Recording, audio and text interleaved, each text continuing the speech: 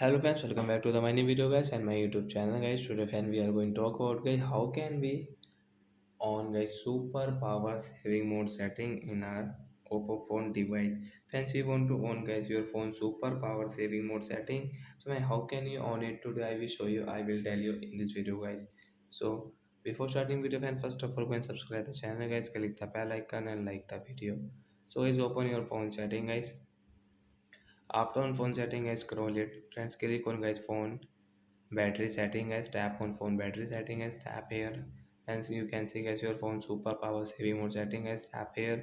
And once you can see this turn on guys, we will have to give permission. Yes, turn on it.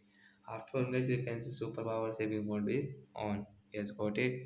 So once you can use this super power saving mode setting guys, and guys you want to add any phone calls, so once you can guys add only like only call setting and something guys you want to add on your screen, you can add from here like this contact. And guys you want to on like them for Instagram, so guys you can add from here guys.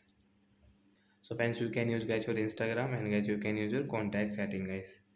So like that guys we can on guys super power saving mode setting guys. So that's it guys, thanks for watching the video. Bye bye friends.